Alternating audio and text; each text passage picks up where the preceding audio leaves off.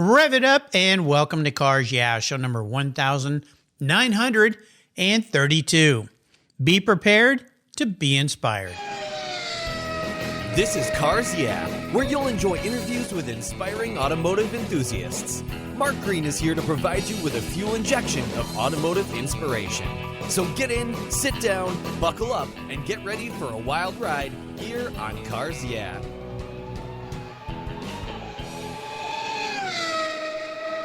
Hello, inspiring automotive enthusiasts, and welcome to Cars Yeah. Today I'm in Orlando, Florida, with a very special guest by the name of Alexander Searle. Alex, welcome to Cars Yeah. Do you have any gear, and are you ready to release the clutch? Oh, absolutely. I'll bet. You always are. Now, before I get started and give you a proper introduction, what's one little thing that maybe people don't know about you, Alex?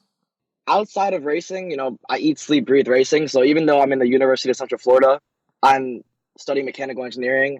And I'm also in the process of joining the Formula Student program here, where you design and build a race car to compete against other colleges. So no matter what, whether I'm at the racetrack or I'm in school, I'm still a part of racing. Okay, cool. Well, that sounds like a fun project. Let me give you a proper introduction, and we're going to dive into a little bit of your backstory and then what you're involved with right now. Alexander Searle has been selected as a finalist for the Mazda Motorsports Spec MX-5 Shootout. Karters compete for a Spec MX-5 Shootout slot via a combination of physical and mental testing that determines 5 Mazda scholarship recipients. His passion for racing was ignited when he was just 4 years old after attending a Ferrari event at Homestead Miami Speedway. He started driving karts at the age of 7 and was racing competitively at the age of 14. Alex is a grand national champion in go-karting, a race winner in the Lucas Oil Formula Car Race Series, and had racked up a number of wins and championships and continues to do so. Today, Alex is an 18-year-old, a first-year student at the University of Central Florida, as he mentioned, and he's studying mechanical engineering. So we've got a bright student on our hands and a talented one as well. We'll be back in just a minute to learn more about Alex's racing career and what's coming up. But first, a word from our valued sponsors. So give them a little listen. Keep the seatbelt cinched tight. We're at the track. We'll be right back. I love Covercraft's new 5-layer all-climate cover. It was developed and engineered for anything Mother Nature can throw our way. It's very soft, breathable, and easy to store, and pampers your paint and interior surfaces, providing maximum UV, rain, dust, and snow protection. Add their gust guards for windy conditions for extra protection. Their 5-layer all-climate cover is custom-tailored with Covercraft's attention to detail, form and fit with a quality and attention that's been their standard since 1965. Covercraft protects cars, trucks, motorcycles, RVs, trailers, and watercraft too. Every one of my vehicles is protected by a Covercraft cover. And I have a deal for you. Use the code YEAH21 at covercraft.com and you'll get 10% off your Covercraft order plus free shipping. That's right, 10% off and free shipping. Just type in the word YEAH, Y-E-A-H, 21 at checkout, YEAH21 at covercraft.com. Covercraft, protecting the things that move you. Most people don't think about their collector car insurance until their annual premium becomes due. Well, why wait and see if there are better options for your beloved rides? I didn't. Did you know if you change carriers before your policy runs out, your insurance company has to refund you the unearned portion of your policy premium? I did my homework, I shopped around, and I found American Collectors Insurance. And that's who protects my Porsche Turbo. That's right, the one I call my Orange Crush. They've been protecting collector vehicles since 1976. I encourage you to call my friends at American Collectors Insurance. Ask them about their agreed value policy. And if your collector vehicle is on your regular auto policy, you will be shocked at the savings, not to mention the assurance, should something bad happen to your ride, that you'll get what your vehicle is actually worth. Give them a call today for a quote at 866-ACI-YEAH. That's 866-224-9324. Tell them you're a friend of Mark Green at Cars Yeah, American Collectors Insurance. Classic car insurance designed by collectors for collectors. Automotive enthusiasts just like you and me. That's American Collectors Insurance. Give them a call today. So, Alex, we're back. So let's dive a little deeper into the corner, something you love to do as a racer. Before we get into this Mazda Motorsports Spec MX-5 Shootout, what you had to do to be one of the participants, let's do a little backstory on you, because you have been eating, drinking, sleeping, racing since a very young age, and it seems like a Ferrari event spurred all this on. What else would spur something on but Ferraris, right? So give us a little history, would you? Perfect. So as you said, when I was 4 years old, I went to Homestead Miami Speedway to go to this Ferrari event. My dad in the 70s and 80s worked for Ferrari and Porsche, so that's why we were really there. And I was just kind of like the son that he brought along, maybe, catch on and have a passion for racing. And we were there for a while, and I remember we go to sit, if you've ever been to Homestead Miami Speedway, the infield is pretty close to the racetrack, and we go to sit down and watch the F1 cars, and they had the V12 F1 cars going by. And as this 4-year-old kid, my dad probably thought that I was going to be scared and we're going to have to just get out of there. So we sat down and he didn't think about it until they started flying by the first lap. And he goes over to grab me and just make sure that I wasn't crying. And I'm over there pointing, mouth open. I'm just in awe of the race car. And luckily my dad he loves photography. So he had his camera on him and he just threw together this photo. And we actually have the picture, the moment, that is what we call it, that I just fell in love with the sport. Nice. From there, the next 2 years, I was always like, oh, I love racing. Love it, love it, love it. I want a go-kart.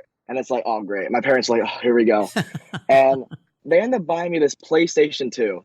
And my dad loves building things. And he gets some plywood and just puts together this makeshift simulator for me out of plywood and, this baby seat as my car seat.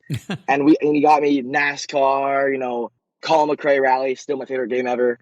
And he said, here, go drive, and let's see if you even have any idea of what you're doing. And, if you can complete a lap, I'll get you a go-kart. I'll do that. If you can win a race against the AI, you can get a go-kart. And they just kept on pushing it back for 3 years. They were like, if you could do this and this and this. And we would go to all these events, 12 Hours of Sebring, Daytona. We'd go to all the karting events because they all go down in Florida in the wintertime. And eventually they were like, okay, when you're 7, we'll get you one. They didn't think I'd remember that. So at 7 years old, I go to them and I'm like, where's the go-kart? I'm 7 now.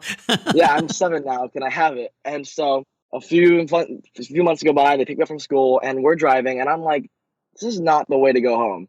And so I start catching on a little bit and we get there. An hour drive goes by. We get to this garage area and there's this go-kart sitting there for me. And I'm like, is that for me? And it's all apart. They have to put it together.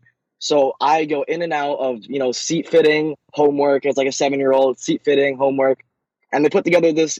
It's an older go-kart, but it's a go-kart. Okay, I get the drive. Yeah. So we would spend, I think, about twice a week, usually Thursdays and Saturdays. We would go to the racetrack and just practice over at what used to be Miami GP. It's no longer a racetrack, sadly, but I love that place. And we would run there for, I would say, about 3 years we drove there, but never raced. We never had the funds to go racing. So we would always just practice just to get our feet wet, always be prepared. Mm-hmm. And sadly, the funding just kind of just ran out. And we moved over to indoor go-karting, which is, people always go, oh, indoor go-karting, whatever. It's a way to stay behind the wheel of something. Sure. And I happen to meet a lot of great people in that field. And somehow I'm doing indoor karting for 3 years, just having a blast. And my mom mentions to her boss, 6 years after being in the company and goes, yeah, my son just loves racing. And he goes, what? And he happened to be a former world champion go-karting driver. Whoa. And he wanted to help me out. And so sure enough, boom, boom, boom. I do my first race in 2017, and it happened to be a national championship event. Just threw me into the fire, and I came home third. Wow. Rest is history. Yeah. The following year, I became the Grand National Champion in go-karting, and I won a Lucas Oil race the next year. Podiumed in the Miata Endurance race for the Champ Car Series, and now I'm fortunate enough to be a finalist in the Spec MX-5 Shootout. What a fun story. Well, I guess in a way, those years before you were competing and were even before you were on a track, you got seat time. So you got to think and work and exercise. And as you know, as a racer, it's all about seat time, practice, practice, practice, practice. So you were getting a lot of that. Well, let's dive into the Mazda Motorsports Spec MX-5 Shootout. Tell us what all is involved in this, because when I gave you the introduction, some people might be surprised to have heard that this also includes mental testing on top of the physical and driving prowess involved. So walk us through the process. Absolutely. The shootout's in 2 days, so it's coming up quick. I'll be leaving for Sebring tomorrow. What it takes to be selected, I mean, it was a random text that I got a few weeks ago, actually, from eKarting News. One of the guys there, Rob Howden, texted me saying that I've been nominated And all it is that I just put good performances together in go-karting. I actually made a really good relationship with him. So I think I was one of the guys that popped up in his head when they were thinking of this. Mm-hmm. And then I have some Miata experience in the past. I have open wheel experience. So they consider me a guy who's maybe prepared to be a part of a Mazda Motorsports factory team next year. Mm-hmm. Now, at the shootout, of course, you have to be quick, but they want to see if you're marketable. They want to see how good you are off the racetrack. They're going to have a bunch of things there. They're going to have a social event there where you're going to have to like just see how they are. They just set you up and say, here, they're going to have a bunch of Mazda teams. Talk to them. Enjoy yourself. And then, of course, be fast on the racetrack. They're going to do some coaching, data, and they want to see how you are. How do you handle that? How do you handle if you're 2/10 slower here or if you're a little quicker here? And if they give you feedback, do you take it? Do you actually process that and put it on the racetrack and adapt? Are you improving yourself throughout the weekend? But like I said, off track, if you're that guy that's marketable, they're going to pick you. Nice. This is really an interesting thing, and I'm glad that they're doing this because communication is so important, and being able to communicate properly with people and speak well. Also, more importantly, be a better listener. Do they talk to you at all about how to prep for this from that standpoint? You obviously know how to prep from a racing standpoint. You got to be fast, you got to be smooth, all of that, which is what you've been working your craft on since you were quite young in that first simulator your dad built for you. That was pretty cool, out of plywood and a baby seat. But when it comes to communication skills, do they give you any kind of insight as to what to expect, or do they just throw you in with the wolves? I know I'm saying it in a silly way, but put you in a room and they just sit back and watch and see how your communication skills are? I wouldn't say there's a way to really prepare. I would say that they've done a fantastic job over like the Zoom calls. They're super open and they're so easy to talk to. I've had conversations with both the guys, David Cook and Chris Nunes, who are going to be the main judges there. And they're just so easy to talk to. And it makes you relax. And when you relax, you're automatically going to be just more comfortable in a communication standpoint. And you're going to be open to talking to them. And they've done a really good job in building a relationship with each one of the drivers, so that when you get there, you're not some random person they're meeting. They're going to know who you are and you're going to know who they are. And you're going to have someone to talk to and look and have in common before you even get on the racetrack the following day. Are there some professional racers that you know of today that have really made it? Let's say IndyCar racers, NASCAR racers, Formula One drivers. I'll pick one. I've had so many of them on my show, but I'll pick one that is great to speak with, Patrick Long. Endurance racer, GT racer for Porsche. And when you listen to him, or I've had him on my show, I've also met him at several events and spent time talking with him. He's just enjoyable to listen to speak with. And not all racers are. Is there anybody out there, or maybe a couple people, that you look back and go, wow, there's a person that does what these guys at Mazda want me to be? It's funny you mentioned that. I mean, I happen to be pretty decent friends with Patrick Long. Nice. Because you mentioned Patrick Long, I'll use another example. Alan McNish. Mm-hmm. I met that guy when I was 7 years old. I got lucky enough. One of my dad's friends gave us these Audi tickets, like VIP tickets. We got to meet everybody, nice. Go in, all these back doors and secret things, and it was a great experience as a 7-year-old kid. And I remember they had this tent, the Audi Experience tent, and they had the simulator set up there. And I was like, oh, I got this. I have a sim at home. And they set up, I was 7 years old. I'm tiny. And they have 2 cushions behind me. I'm sitting on a cushion. And I'm sitting there. And I'm fastest. I'm beating, the times. I'm beating McNish's time. And the guys noticed. And they're like, oh, you're quick. And so do you want to meet Alan McNish? I go, of course. Come back here at 2 o'clock. He'll be here. And you go to meet him. So we come back at 2 o'clock. I get back in the sim. I start driving. And I hear the Scottish voice behind me coaching me. And I'm like, oh, I knew it was because he's Scottish, Alan McNish. I'm like, I know who this is. Yeah. And he's coaching me. Oh, he's guiding me through the track. And I'm like, this is an unbelievable experience. And I was really, really quick. And we started talking after the fact. 20 minutes goes by and the interview crew goes over, oh, it's time for your interview. He goes, oh, I can't do it anymore. I have to get back on the racetrack. He missed his scheduled interview because he was talking to you. Because he was talking to me. Nice. But it's such a great story. And then the following year, I was with one of my buddies, Alex Popow, who's he's a former IMSA driver. And after Alan Minish won the Sebring 12 Hours again that year, he came over to the bonfire and we were talking. He's like, I remember you. You were faster than me. Sorry, my Scottish accent isn't very good. But he's just an awesome guy to talk to. And every year that I see him on the grid, whether it's Daytona, Sebring, we always talk and he remembers me. And it's just a fantastic thing. But I love how open he is. And he was just not afraid to, go up to me and talk to me. And as a 7-year-old, it's such a cool experience to have a guy that established come over to you and be like, hey, this is, here's what you're doing wrong. Blah, blah. It's such a cool experience. So Alan McNish is my example. Great example. When you think about racing and professional racing, what is your favorite part of it as you look ahead? Now, you've been go-kart champion, been doing that, but as you look ahead to jumping into an automobile, what is a part of racing that is most enjoyable for you? That's a great question. It allows me to be myself.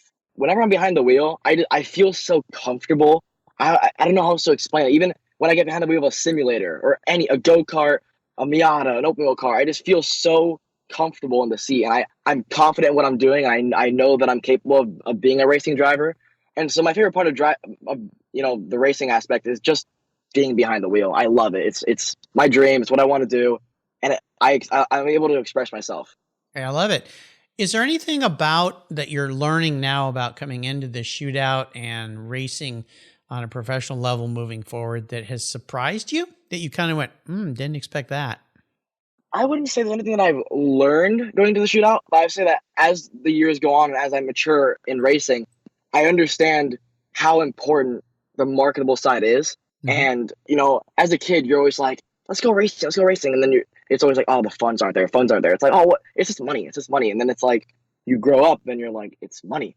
And how do you grow the money as a driver to go racing? Mm-hmm. And so I've learned over the past few years to really talk to everybody. Networking, I would say that's probably something that I've learned, that is networking is super important. Oh, yeah. Nowadays, whenever I go to the 12 hours of Sebring, 24 hours of Daytona, any race that I can, even I've been to the IMSA Road America race. Whenever I go there to enjoy the race as a race fan, of course. But I spend most of my time talking to the drivers, to the teams, manufacturers, anybody I can, pop-up tents even, just pop-up tents. Anybody I can to get my name out there. And even if it doesn't lead to a sponsorship or a friendship, it leads to knowledge gained half the time. They're always telling you, here's what we did, here's what we can provide you, and you learn a lot.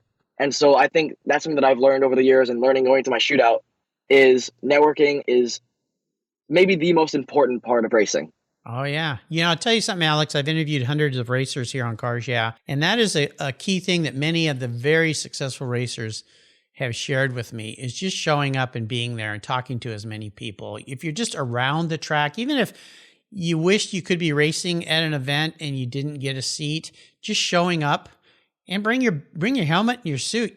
I've had drivers say, you never tell me, they might throw you in a car. You just never know. So you're doing exactly what the more mature and the successful drivers that I've had on the show did and continue to do. So you're on a great track. When you think about your studies there at Central Florida, University of Central Florida, mechanical engineering, do you see that degree in being involved in your life somewhere down the road as well as it relates to racing? Oh, absolutely. The reasoning behind, obviously as a racer, it's hard to balance the school, but it's not impossible. And mechanical engineering is probably one of the tougher degrees to balance. Mm-hmm. But the reason I'm going into this field is because my dream is to be involved in racing, whether it's behind the wheel or pit board or in the garage. I want to be involved in racing. And so I know I have a lot of buddies who actually went in the back door. They went in through the mechanical engineering side. They went through even just a tire guy, and they went up the ranks, and then they got the crew chief to get together, and they're like, hey, I can drive. Mm-hmm. Okay. They put me on the wheel for a test, and they get in, and now they're a driver. But there's more than one way to skin a cat, as they say, and it's like, that's what I want to do. That's why I'm getting involved in the Formula Student Program, to really get that hands-on experience building the race car, then driving it. I think also mechanical engineering is a great way to improve yourself as a driver, because of course you can always be like, oh, the car's loose, it's tight, it won't turn, understeer, oversteer. Why is it doing that? As a mechanical engineer, you can kind of come back and say, here's what we need to do because it's doing this. And I think it's just a great way, it's a great tool, and I think this degree is super key for me being a driver. Oh, absolutely. I would agree. My wife's got her degree in mechanical engineering, and I know that it takes some smarts to do that. And the fact that you're going to be a much more rounded individual in the field of racing is just going to put more tools in your toolbox, as they say, to help you out in the future. Is there a mentor, a key influential person in your life that was a driving inspiration for you? It's got to be my dad. Whether he's always been to every race that I can think of, and there's maybe 2 that he's missed, but he's always there for me. even he'll admit it himself. It's gotten maybe past the point where he can give me driving tips, but he's always there for me. He's always there to pick me up when I'm down. He's always telling me, "Here, dude, here's your strength. Like, remember, this is what you were born to do. This is what you're born to do." He's always there for me. He records all my races. He's my number one fan. And I mean, Nice. yeah, he's 100% the mentor that I just can't be without. Yeah, fortunate. That is awesome. Let's take a short break. We come back. I want to talk a bit about a challenge because racing, you're going into a career. You've been in a career that's fraught with ups and downs. People have heard me say this before. One weekend you're a champ. The next weekend you might be a chump. So that's the way racing is. That's the way life is sometimes as well. So keep the seatbelts on and we'll be right back. I've discovered Linkage. It's a new quarterly publication and website that covers the automotive market, driving, restoring, collecting, and discovering your passion for motor vehicles. Linkage is about experiences, opinions, and values. Linkage is an actual informed, reasoned opinion based on first-hand experiences. A talented Linkage team covers the automotive world, the people who share your passion and mine, smart, considered, rational, and experienced opinions, ones you can learn from and grow. That includes our passion that drives auctions and the collector car market. So come with me and join us on this journey. And be sure to use the code CARSYEAH when you subscribe, and they'll give you $10 off. Boom! Linkage, geared for the automotive life. Subscribe today at linkagemag.com. Today's vehicles are essentially computers on wheels, and it takes more than a wrench and oil to keep them humming. That's why Cars Yeah supports TechForce Foundation, a nonprofit dedicated to driving tomorrow's workforce of skilled technicians forward. Techs keep our cars, trucks, airplanes, and fleets rolling. Yet there's a massive tech shortage because many young people don't know it's no longer a blue-collar job. Today, it's a new-collar career. It involves computers, technology, it's in high demand, you get paid really well, and you can live and work anywhere in the country. I know you're passionate about cars, trucks, and motorcycles, and you can help pass that passion on to the next generation of techs so our rides keep rolling down the road. Visit techforce.org today and learn how.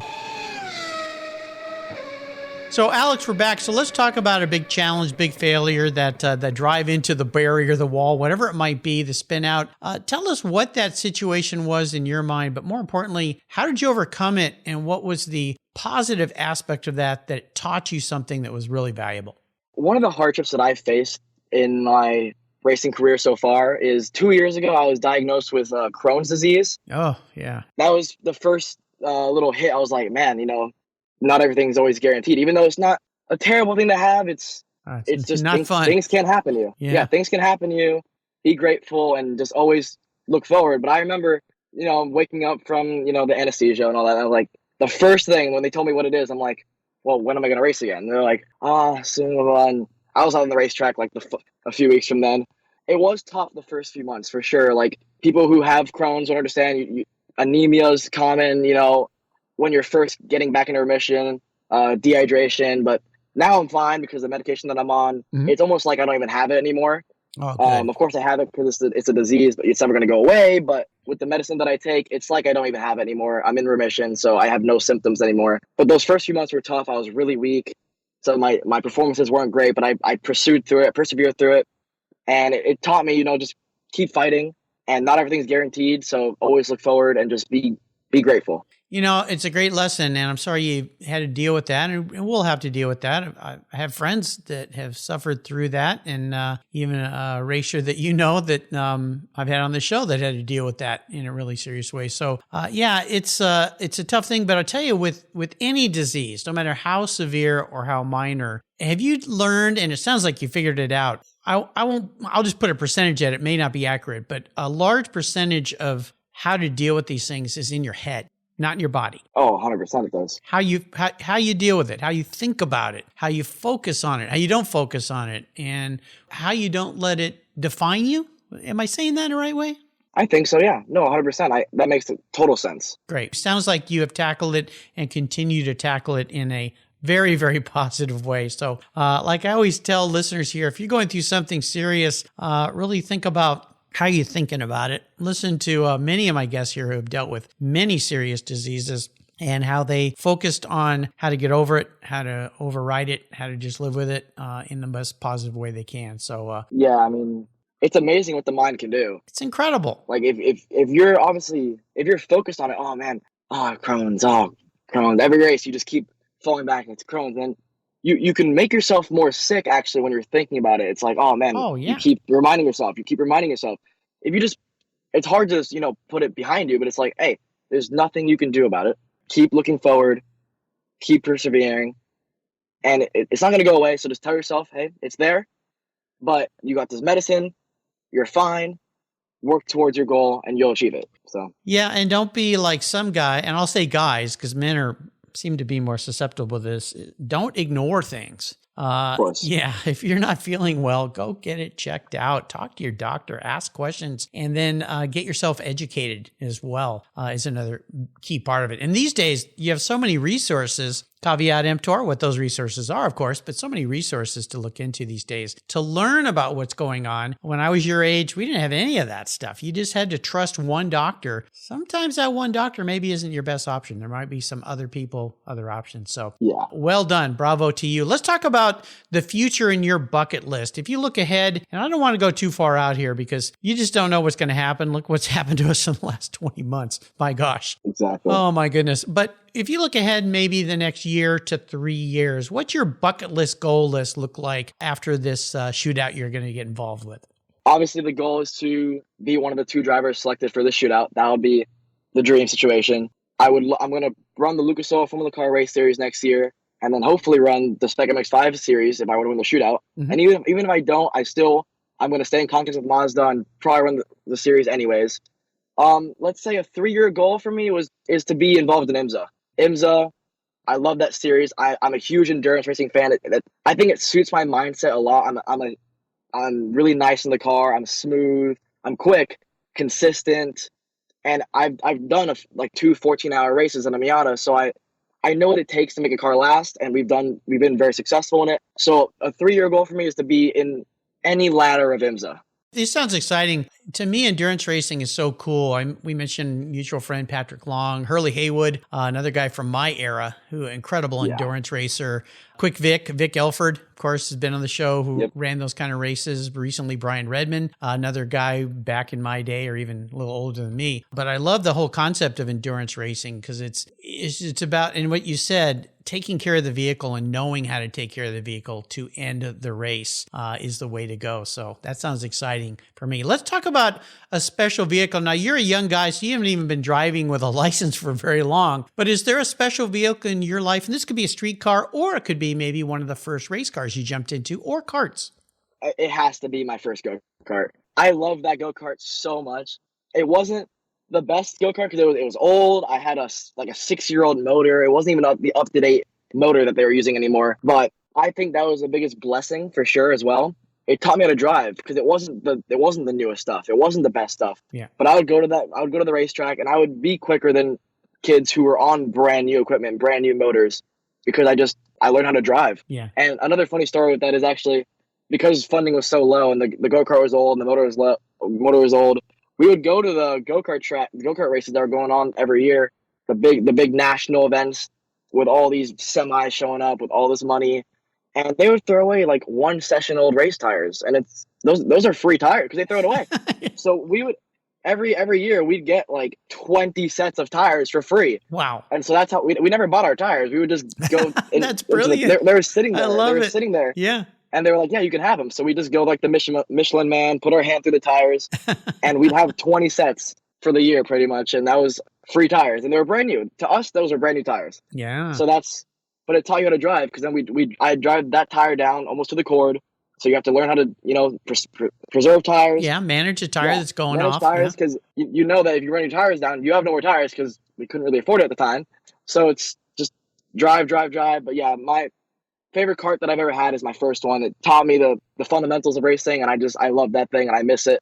But yeah, that's the kart right there. I love it. Great story about the tires too. Very innovative. I'm going to crawl into your head and be your car psychologist today, Alex. If you were manifest as a vehicle, this isn't what you want to be. This is the guy in the mirror as a vehicle. What would you be, but more importantly, why? A Mazda Miata, simply because it's who I am. It suits my driving style. I think that if I were to like reincarnate as a car, it's the Mazda Miata. Slow and fast out. They're not just due to motor constraints. They're not the quickest car in a straight line, but they handle great. Mhm. And how do you maximize the handling? Is just slow and fast out, be smooth, and I think it suits my exact driving style, and it's who I represent as a car. Yeah, I've had so many racers on this show that started in Mazdas as well. And they're just fun cars, even on the street. I remember they first came out with that car, a guy I worked with, this was 25 plus years ago. I'm trying to think what year the Mazda Miata first came out. At any rate, he had one and he let me drive it. And I went, man, this thing is fun. And I've always been a Porsche guy. So when those came out, I kind of went, well, they're not really a Porsche. I'm not sure. I got out of that thing going, I want one of these. This is so cool. Really fun cars, but they've just gotten better and better and better. So that's a great way to answer that question. Now, I know successful people love to help others and love to give back. Is there some ways that you like to help others? Or maybe perhaps I could rephrase it. How would you mentor and advise someone else who is perhaps younger than you or even your age that wants to get into racing? I'll answer both questions there. Although I may not be like a paid driver's coach or any of that, I can consider myself very selfless at the racetrack, especially with like the team that I'm on right now. There's a bunch of like cadet karts and juniors out there that I love helping. Whenever I go out there and watch any of the practice sessions I go on, I try to see if everybody's doing wrong, especially on my team, and I love helping. So Nice. I'm even known for it. Sometimes my parents are like, why are you giving away information? I'll help guys in my own class. Yeah. It's who I am. I love, if I can make somebody faster, I feel like I've succeeded. And then information that I can give a driver is seat time is so important. I think seat time is like the key thing in racing. Like for me, when I wasn't racing, I was like, I didn't just stop racing. I went to indoor karting. It's a cheaper option, and I just stayed behind the wheel for 3 years. And I'm fortunate enough now to have a sim at my house, which I'm on, and that's a great tool to have. But anytime you can get behind anything, whether it's, even if you're an open wheel guy, if you can get behind a late model, do it. Just get behind the wheel. Anything with a gas pedal, an engine, and a steering wheel, drive it, and you'll only improve. Absolutely. That's the key. Is there a great book that you've read you'd like to share? Oh, absolutely. Actually, it's the book that I've recently started reading. It's called My Greatest Defeat by Will Buxton. Mm-hmm. I've only recently started reading it, but I just finished Felipe Massa's little story there in it. He's actually one of my heroes growing up. I love that guy. It's a great book. It's fantastic that he has all these legends and all these idols that people look up to, and it shows some of the hardships that they've gone through, and it helps you relate to them. Everyone thinks, it's this legend. I'm not gonna be that guy. No. A lot of the times, these guys that we look up to have been through a lot of the stuff that we are going through, and it shows that don't give up. You can be him too. Like everyone's been through something. It's not all sunshine and rainbows like the media makes it seem like. No, these guys have been through stuff to get to where they are. So yeah, they may be a 7-time champion or 4-time champion or the winner of something that you want to win, but they've been through just as much as you have, if not more, to get to where they are. And it's a really relatable book, and I think I recommend anybody read it, whether it's racing or not, because it just shows that you can make it no matter what. Yeah, absolutely. When that book came out, when Will wrote that book, he was a guest here on Cars Yeah. It's a great show. Any of you listeners missed it can go back and listen to him talking about that, and talked about some specifics within the book. And it's right. Most people look at successful people and they just kind of forget what it took to get there, the hours and the defeats and the tragedies and all those different things which define them really in many ways. But My Greatest Defeat by Will Buxton, it's a great read, and it's a very inspirational read too. Even if you're not into racing, it's one of those books you should add to your repertoire. So I'm glad you mentioned that. Will's a great guy for sure. So let's go on the ultimate drive here. I have a magic scepter, which enables me to allow you to go on the ultimate drive. Now, this could also be the ultimate race. It could be the ultimate test day, anything that rolls on rubber, you get to choose. Any kind of vehicle. You get to choose somebody to be with if it's a non-single seater, of course, and you get to choose to be driving anywhere in the world. So for a racer like you, Alex, what does that ultimate drive look like? I would love to take, and I want to be the driver in this, I would love to take Patrick Long on a ride at Nürburgring. Okay. Of course, a Porsche 911 has to be the Porsche. It's going to be Patrick Long. And I would love to just talk to him, because I actually got to meet him quite a few times. I actually, at Miami GP, the track that I grew up on, I remember I think I was 8 at the time then. I think I was 8. Mm-hmm. And I remember going there. I'm like, that's Patrick Long. He's out there just racing, preparing, I think, for the 12 hours of Sebring it was. And he was, of course, in a go-kart. It was actually an inspiring thing for me as a kid. It was like, man, a guy that I look up to is back here in his roots racing go-karts at my home track. It was such a cool thing to be a part of. And he was so easy to talk to, even to me as like an 8-year-old kid. I remember the next year, he was actually getting interviewed on the grid, and he like pointed to me saying, this kid's next, he's next. And it's so cool. And every year I see him at the racetrack, and we always, take a picture. We always talk to each other because we recognize each other, of course. And I would love to catch up with him and let him know what I'm doing now that I'm actually been racing competitively for quite a few years, and just see if he has advice for me. And I would love to just have a chat. And of course, Nürburgring is a fantastic racetrack to go to, and I want to go there one day. So can't go wrong. Considering it's 14 plus miles, you'd have a lot of time to talk to him, although he's great. And of course, for you listeners, if you missed my talk with Patrick, you'll find it on the Cars Yeah website. And he's got that great event he does. Since I'm a Porsche fanatic, Luftgekühlt event is absolutely spectacular that he and his business partner there put on every couple of years. They just had one in Indianapolis, I believe, is where they had it. So yeah, they've done some really, really cool things. You've taken us on a really fun ride today here, Alex. I'm very happy to have had you on the show. I wish you the best of luck coming up here on the shootout. Before I let you go, is there maybe a success quote or a mantra you'd like to share with others to inspire them? I would say believe in yourself and bet on yourself. No matter if it's racing or baseball, or if you want to be a chef, no matter what your dream is, I'm sure you've had people along the way tell you that, oh, just stop, take the easy way, Mm-hmm. Oh, you're not going to do it. To that, I always just say, bet on yourself. Go for it. You only get one shot at your dream. And like for me, for example, I have this incredible opportunity that Mazda Motorsports put together for the Spec MX-5 Shootout. And it's an opportunity that I've actually been working towards my whole life. And actually, I would say another quote that I want to use is one that Roger Penske said, and it's, luck is where preparation meets opportunity. And so I've prepared for this type of moment my entire life, whether it's just being on the sim, driving, marketing myself, networking. And so the preparation that I've had, it allowed me to have this opportunity. And so that, I guess, is luck, but it's an opportunity that I've been given. And so bet on yourself, prepare for every race, and dreams will come your way. Oh, absolutely. And I love that saying, luck is where preparation meets opportunity. It's absolutely true. I don't believe in luck at all. Maybe in some ways things just happen, but for the most part, for your dreams in life, it is how you've prepared and keeping your eyes open and seeing that point in the corner that you can dive in on that guy and pass him, and taking that opportunity when it appears and not hesitating. What's the best way for people to follow along with you? My Instagram, it's at Alexander Searle, just my full name, no spaces, no periods, it's Alexander Searle on Instagram. And then my Facebook is Alexander Searle as well. That's the best way to get, in touch with me or just see what I've been up to recently. Absolutely. And I'll also put a link to the Mazda Shootout website where you guys can your listeners can go and learn more about it. Alexander, last name is Searle. You can find him on the Cars Yeah website very easily. Alex, before I let you go, I want to do a shout out to another young racer and a past Cars Yeah guest, Chris Nunes, for inviting, or I should say introducing me to Alex. He's introduced me to many great people. So, Chris, thank you for that. Cool dude. You're going to be seeing him at the shootout. No doubt, Alex. Say hello to him for me if you would. Oh, I will. Thanks for being thanks for being so generous today with your time and your expertise and sharing your experiences. I wish you the best. I won't say in luck, just I'll wish you the best in the shootout coming up here. No doubt you're going to do just fine. Until you and I talk again, I'll see you at the races. Thank you so much. You're welcome. Thank you so much for joining us on today's ride here at Cars Yeah. Drive on over to carsyeah.com to find show notes and inspiring automotive fun. Download your free copy of Filler Up, a fun book filled with gorgeous photographs of fuel filler fun, including quotes from more inspiring automotive enthusiasts.